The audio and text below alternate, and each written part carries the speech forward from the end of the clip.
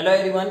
Now let's see the classification of lipids. We have done with the introductory part of lipids and the types of fatty acids present in lipid. Okay, lipids are the esters of fatty acid and glycerol, जिसमें एक glycerol polyhydroxy alcohol रहेगा, उसके साथ में एक दो या तीन हमने फैटी एसिड्स अटैच किए थे.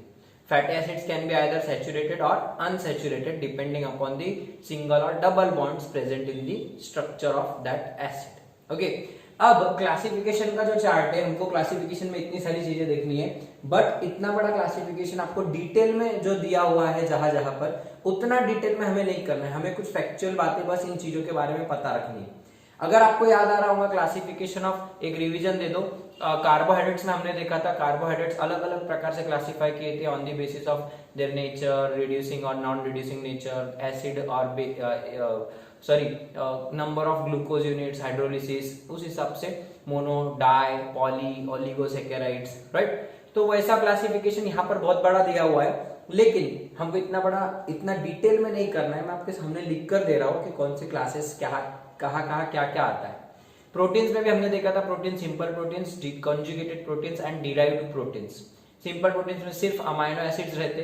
कंपाउंड कॉन्जुगेटेड प्रोटीन्स में आपको प्रोटीनस पार्ट के साथ एक नॉन प्रोटीनस पार्ट भी मिलता है, जैसे कि आपके फॉस्फोप्रोटीन्स, ग्लाइकोप्रोटीन्स, लाइपोप्रोटीन्स, उसमें ग्लूकोज रहता, किसी में शुगर रहती, किसी में लिपिड रहता प्रोटीन के पार्ट के साथ में.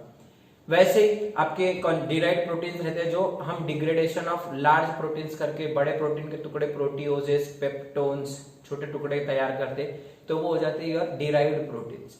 वैसे ही लिपिड्स का क्लासिफिकेशन है, simple lipids, compound lipids and derived lipids. Same protein जैसा सिंपल, कंपाउंड को भी कॉन्जुगेटेड लिपिड बोल सकते, you can call it as conjugated lipid. और तीसरा है derived lipid. They are obtained by various reactions, कुछ degradation, reduction, addition of some chemical, कुछ केमिकल रिएक्शंस करके अपने को जो मिलते हैं मॉडिफाइड लिपिड्स रहते हैं थोड़े से, ये दोनों को मॉडिफाई करके ये वाले तैयार होंगे. जैसे कि प्रोटीन में क्या था, सिंपल और कॉन्जुगेटेड को मॉडिफाई करके डिराइव्ड प्रोटीन्स, वैसे ही सिंपल और कंपाउंड लिपिड को मॉडिफाई करके derived lipids. Okay, simple lipids में हमने जो ऑलरेडी देख लिए प्रोटीन, वो ही चीजें हैं. मैं पहले एक बार ये चार्ट एक्सप्लेन कर देता, फिर इसमें के पॉइंट्स आपको मैं बीट वाइज जाऊंगा. आपको बस चार्ट एक बार नोट कर लो, आप अच्छे से ड्रॉ कर लो. क्या है चार्ट में, सिंपल लिपिड्स में आपको दो टाइप है, neutral fats also known as true fats, also known as true fats, और वैक्सेस. दो चीजें आती सिंपल में. ये जो लिपिड्स रहते हैं ये सिंपल, एकदम सिंपल लिपिड्स रहते हैं, नेचुरली बने वाले ऑटोमेटिकली. सो न्यूट्रल फैट्स और वैक्सेस इसमें आते हैं. न्यूट्रल फैट्स में आपके आते हैं प्लांट ऑयल्स और animal oils, animal fats, plant oils और एनिमल फैट्स. ऑलरेडी अपन ने इनके बारे में डिस्कस किए. प्लांट ऑयल्स में आपके कोकोनट ऑयल और कोकोनट ऑयल, कैस्टर ऑयल, ये कई सारे एग्जांपल्स हैं. मैं फटाफट एग्जांपल्स दे रहा हूँ, बस ये वाला पार्ट अभी पहले पार्ट में ये कंप्लीट करते, फिर डिटेल में इनके बारे में देखेंगे.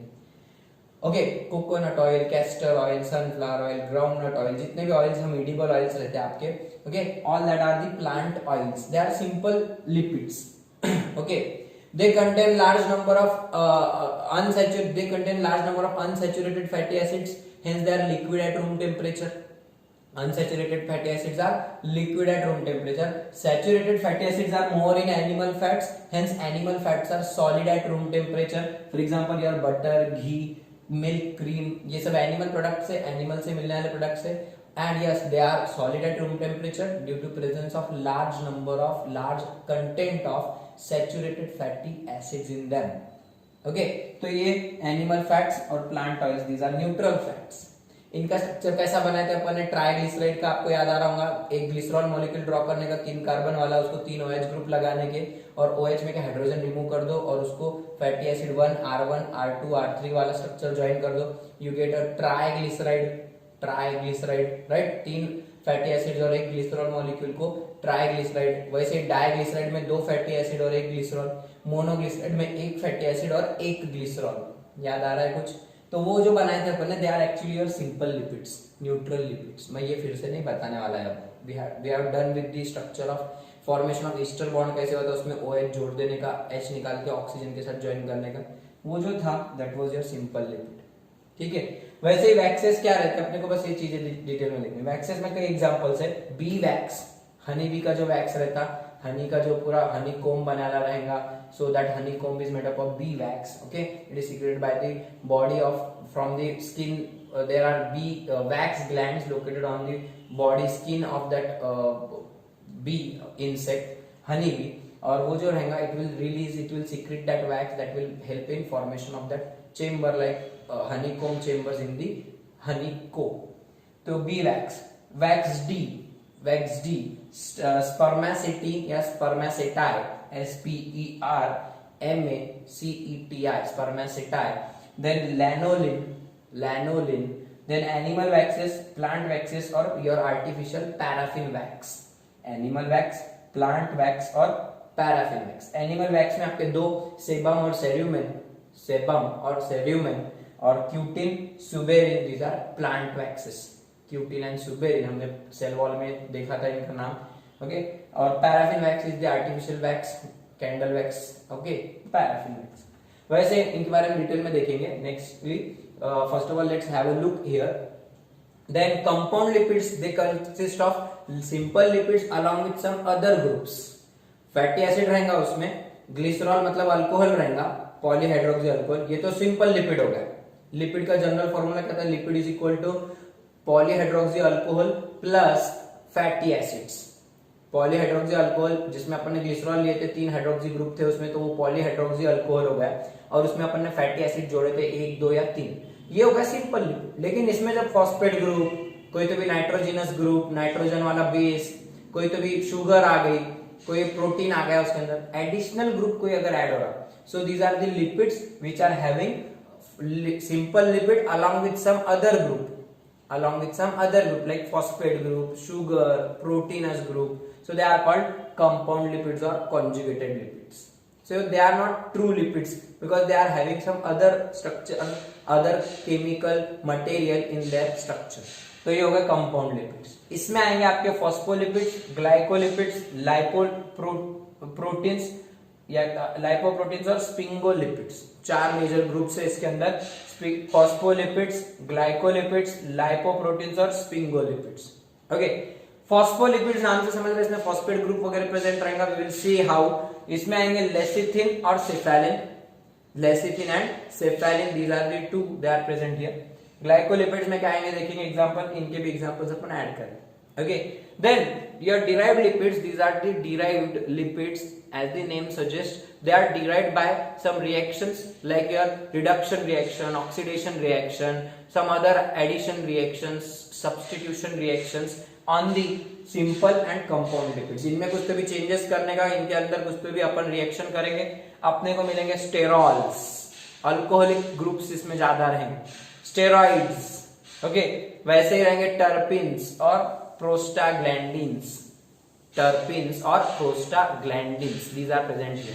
Okay, तो ये पूरा क्लासिफिकेशन है. Now let's see one by one, जिसमें से हमारा ये वाला पार्ट न्यूट्रल फैट्स का तो मैं आपको एक्सप्लेन किया. प्लांट ऑयल्स और animal fats, they are having simple lipid group like your fatty acid are attached to the glycerol. जो हमने फॉर्मेशन ऑफ लिपिड देखा था वही चीज यहाँ पर है. फर्क इतना है, plant oils are liquid at room temperature due to more amount of unsaturated fatty acid. Line लिख लो. Animal fats are solid at room temperature because of presence of more amount of saturated fatty acids. Okay, इसके बाद waxes देखते.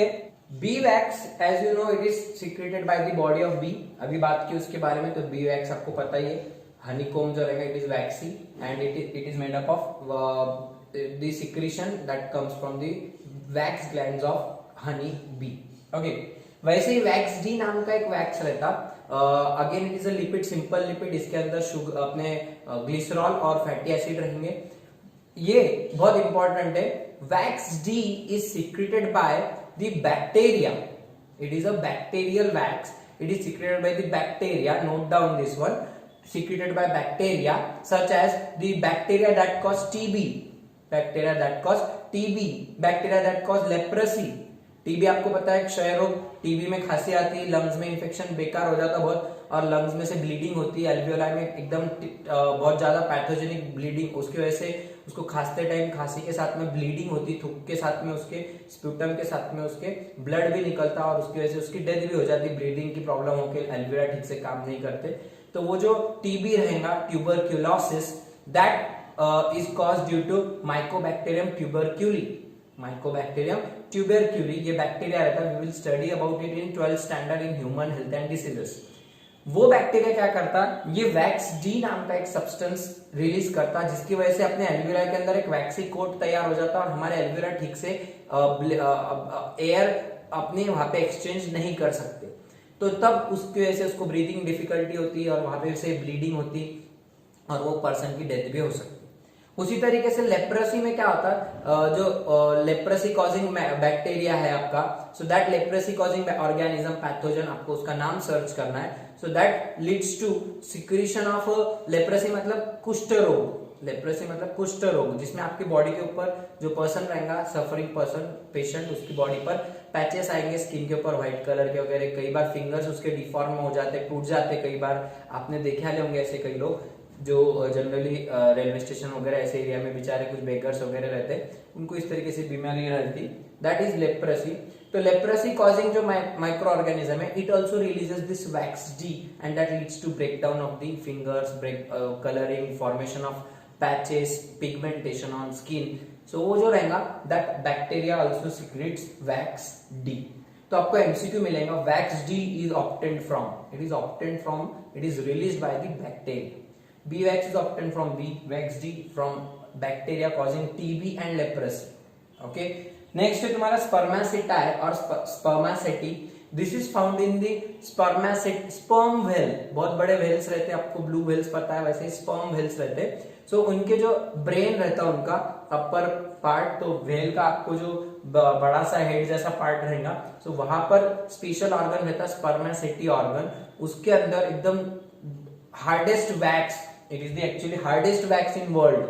तो ये nature में का सबसे hard wax है, ऐसा पत्थर जैसा रहता। सो दैट वैक्स आपको फोटो पे आ रही ना, ऐसा वैक्स ये स्पर्म व्हेल के हेड में रहेगा और वहां से उसको ऑब्टेन करते। इसकी कीमत भी बहुत ज्यादा रहती और बहुत ज्यादा अमाउंट में अबंडेंटली एक व्हेल के अंदर रहता। इसकी वजह से होता क्या, वो जो व्हेल का सर रहता उसके अंदर ये वैक्स जमा होता, उससे वो व्हेल को हेल्प होती फ्लोटिंग में, क्योंकि वैक्स हल्का रहने की वजह से पानी में ऊपर की तरफ ढकेलता, तो व्हेल डूबते नहीं, फिर ज्यादातर व्हेल ऊपर की तरफ तैर कर आ सकते, स्विमिंग में हेल्प करेगा। ओके, बायोन्सी बोलते हैं उसको, ऊपर फ्लोट होना, पानी में तैरने की जो कैपेसिटी रहेगी, it provides buoyancy to the sperm whale and helps in floating और the swimming. Okay, so spermaceti and it is also the hardest wax. MCQ मिलेगा, which of the following is hardest wax? Spermaceti. Okay, वैसे आपका lanolin, it is simply your wool wax. Wool आपके जो भेड़ रहेंगे, ships वगैरह रहेंगे,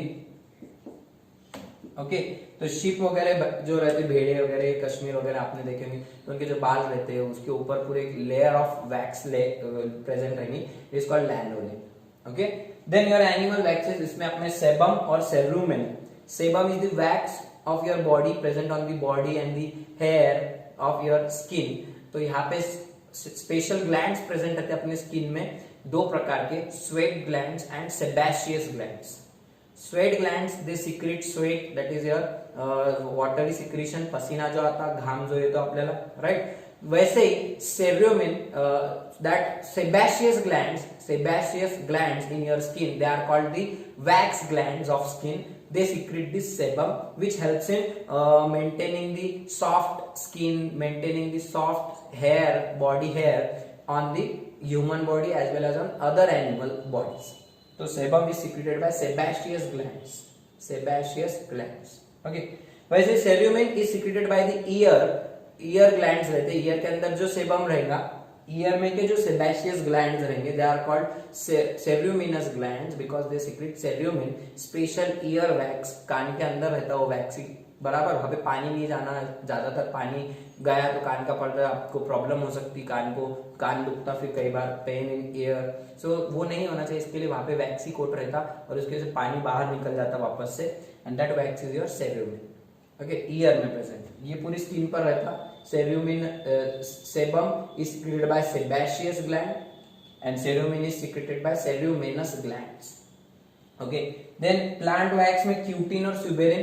cutin में ग्लिसरॉल नहीं रहता, ग्लिसरॉल के अलावा दूसरे कोई अल्कोहल्स रहेंगे, पॉलीहाइड्रोक्सी अल्कोहल्स, ग्लिसरॉल नहीं रहेगा, और वो अल्कोहल्स इतने ज्यादा एक दूसरे के साथ में क्रॉस हो गए रहेंगे, उनके ऐसे पूरा नेटवर्क तैयार हो जाएगा, जिसकी वजह से एक वैक्स की लेयरिंग तैयार हो जाएगी, पूरी सी ऑयल की लेयरिंग तैयार हो जाती, जैसे कि आपके लीव्स पर रहती, लीव्स के ऊपर, राइट। तो पत्तियों के ऊपर जो वैक्स की कोट रहती, जनरली लोटस, आपको बेस्ट एग्जांपल लोटस के लीव्स, आपके जो कोलोकैशिया रहता, अरवी, पोतीचे पान मराठी में बोलते हैं जिसको, तो पोती के पान वगैरह, या फिर अरवी जो आप खाते हैं, अरवी की जो वड़ा बना के खाते हैं अपन, तो अरवी के पत्तों पर भी पानी नहीं टिकता। जनरली जो वाटर में हाइड्रोफाइट्स रहते हैं, पानी में आने वाले जो प्लांट्स है, उनकी पत्तियों पर they have a waxy coat on the surface of their leaves so that it repels water, तो उस पर पानी नहीं टिकता।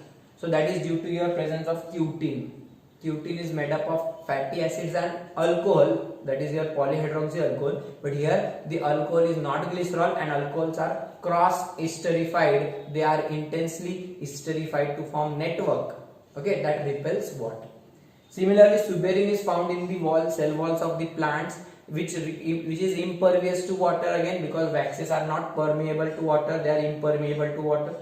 Suberin is also found in plant cells abundantly around the vessels and the xylem and phloem vessels, तो वहां पर रहेगा। अपन इसके बारे में एनाटॉमी चैप्टर में ज्यादा डिटेल में बात करेंगे, बट इतना याद रखो बस, ये वैक्सेस जैसे रहेंगे, अलग अलग अल्कोहल से बनाने रहेंगे, इसमें अल्कोहल अलग रहेगा, इसमें अल्कोहल अलग रहेगा, फैटी एसिड्स अलग अलग रहेंगे, जिसकी वजह से इनका स्ट्रक्चर बदल जाएगा। Ultimately they are waxes, okay. Lastly your paraffin wax, that is your candle wax. Candle wax हमारी मोमबत्तियां जो बनाते हैं हम, बर्थडे कैंडल्स वगैरह, so they are made up of paraffin. It is special artificial wax, not natural, it is not secreted by animal or plant, it is obtained from petroleum products. जब petrol निकालते वही time पे ये paraffin wax भी निकलता वहां से, उसके फिर ग्रीस वगैरह तैयार होता वहां पे, बराबर। आपने ग्रीस तो देखा होगा गाड़ियों में, साइकिल में, या फिर बेरिंग में लगाते फैन वगैरह में, तो वो जो ग्रीस रहेगा, पैराफिन रहेगा, they are also the examples of your waxes, okay, they are artificial waxes obtained from petroleum, okay. So this is about waxes. Now what about phospholipids, glycolipids, lipoproteins and sphingolipids? phospholipids जरा important है, अपने को अच्छे से देखना है उसमें के एग्जांपल्स और लेसिथिन के बारे में। So what are phospholipids? As the name suggests, phospho means they contain phosphate group and lipids. अब लिपिड्स में क्या रहता है अपना, ग्लिसरॉल रहता 3 कार्बन वाला, और उसको इधर फैटी एसिड 1, इधर फैटी एसिड 2 और इधर फैटी एसिड 3। मैं शॉर्ट में स्ट्रक्चर ड्रॉ कर रहा हूं, बाकी का हाइड्रोजन लगा दो, इधर OH था तो O रहेगा, ओके। अब ये जो एक फैटी एसिड अपना लिपिड है, इस लिपिड में यहां पर एक फैटी एसिड रख दो, यहां पर एक फैटी एसिड रख दो, तीसरे फैटी एसिड को रिप्लेस कर दो फॉस्फेट ग्रुप से, फॉस्फोरिक एसिड से। Phosphoric acid is H3PO4, phosphoric acid is is H3PO4. How can you draw the structure?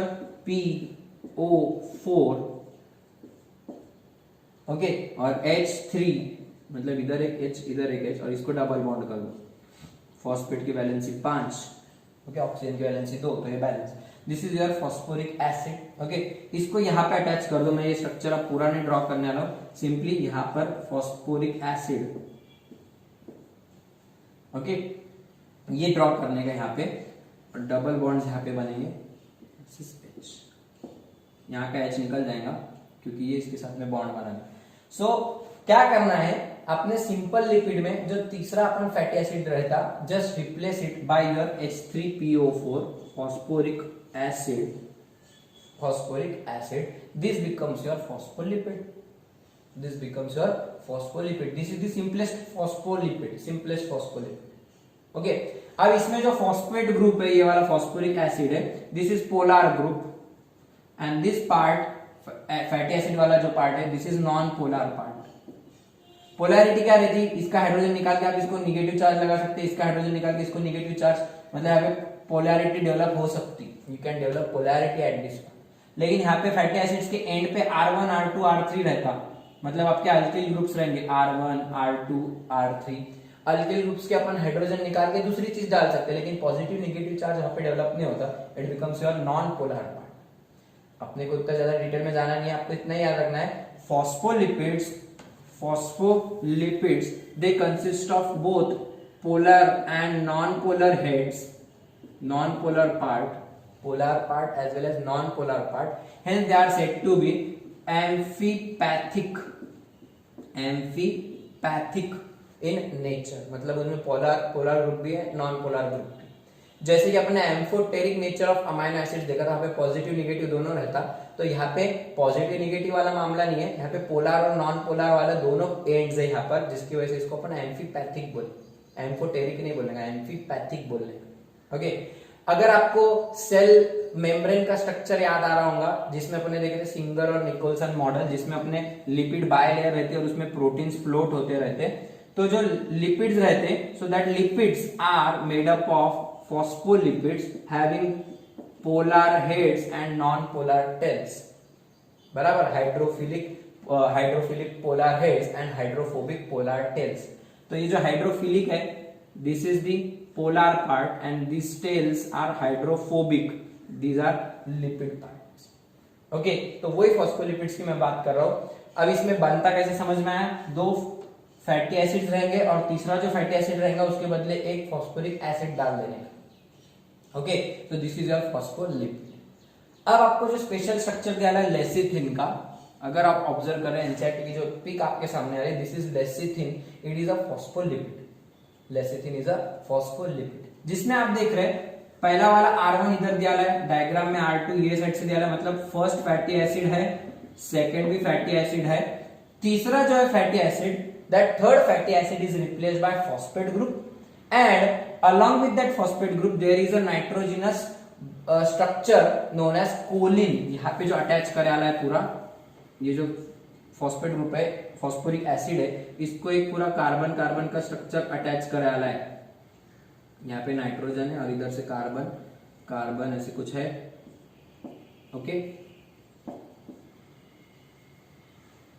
so this is your choline, it is a organic nitrogenous base, it is known as choline। ये जो structure इधर पूरा attach करा है NCH3CH3CH3CH2 जो भी उसको attach करा है, घंटी जैसा लटक रहा है, झुमके जैसा, लड़कियों को जो कान में पहनते झुमके जैसा है, तो ऐसा ही याद रखो, ये जो झुमका है ये कोलिन का झुमका है, ठीक है, इयरिंग, झुमका मतलब इयरिंग, तो यहाँ पे जो इयरिंग दिख रहा है आपको, so this is attached to the phosphoric acid of your phospholipid and this structure is your lecithin. अब ये जो स्ट्रक्चर बन रहा है कोलिन वाला, दिस इज लेसिथिन। अगर मैं कोलिन के बदले मैं कोलिन को निकाल दूं और यहाँ पे CH2OH और NH लगा दूं, this is your ethyl alcohol, मतलब इथेनॉल, और उसको अगर अपन ने NH2 ग्रुप लगाए, इट इज इथेनॉल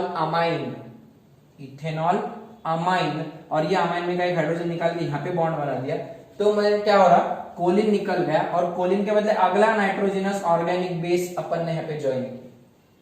कोलिन निकाल दो और कोलिन के बदले फॉस्फोरिक एसिड को क्या ज्वाइन करने का, ethanol amine.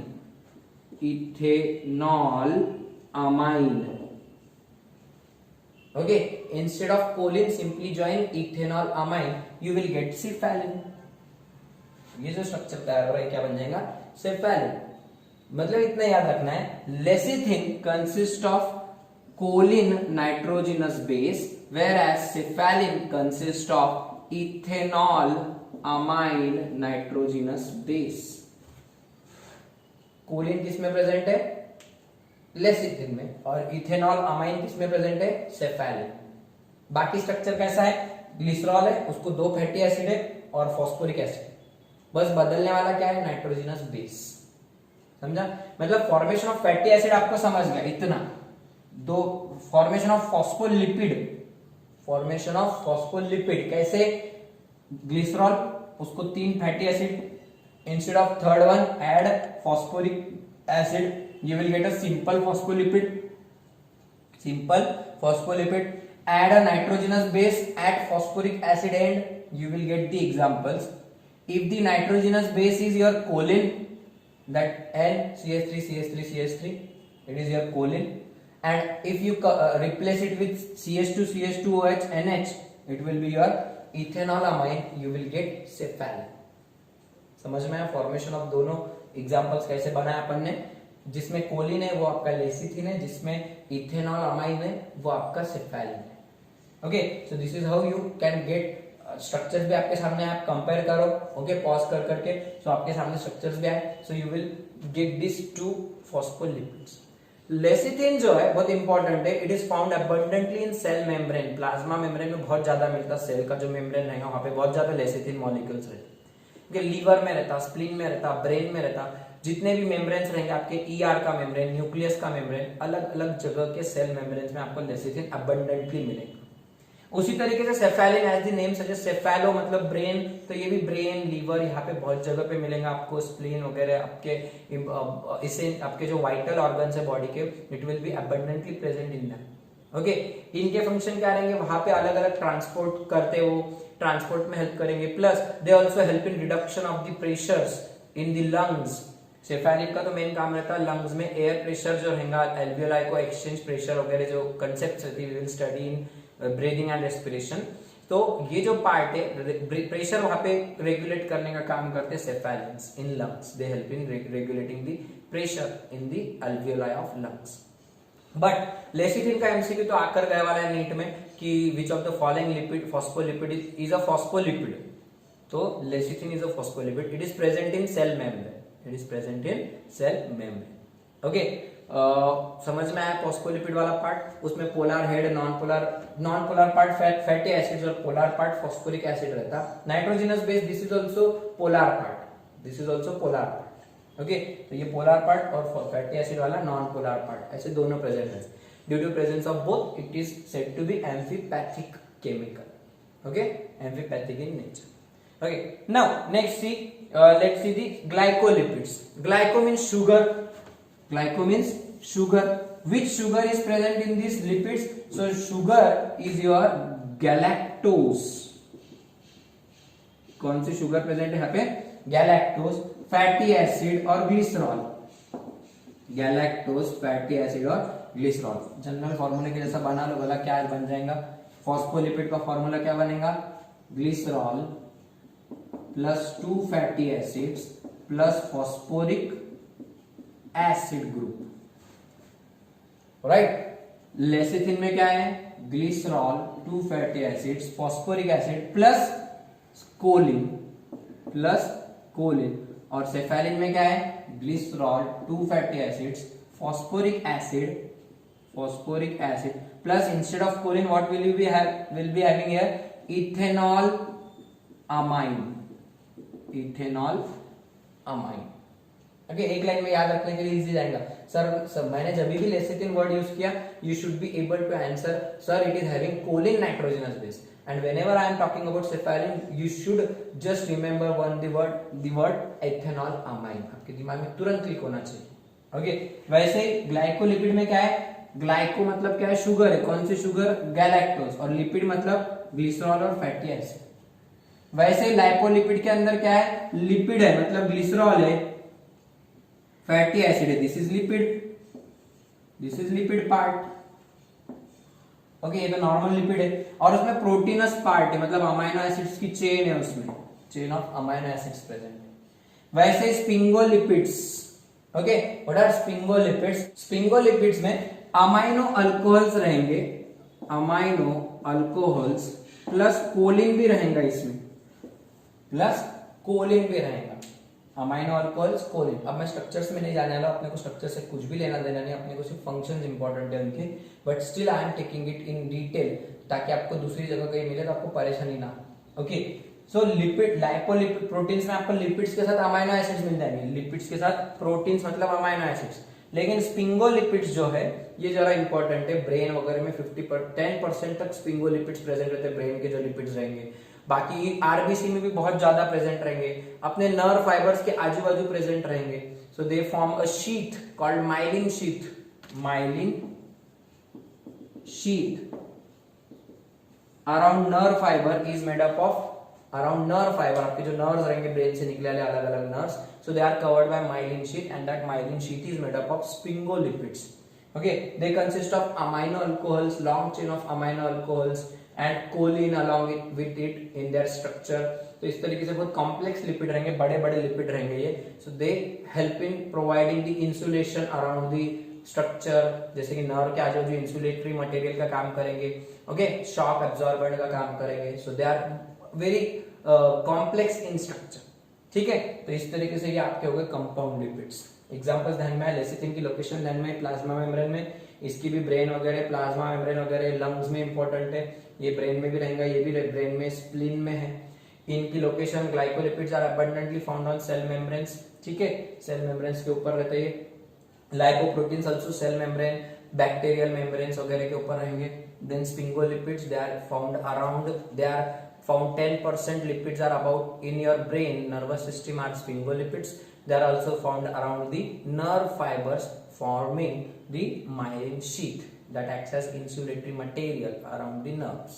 Okay, so these are the examples of your compound lipids. Derived lipids are of three types: steroids and sterols, terpenes and prostaglandins. They are important one, they have lots of information, lots of examples are there, lots of functions are also there. So we will deal with that in detail in our next lecture.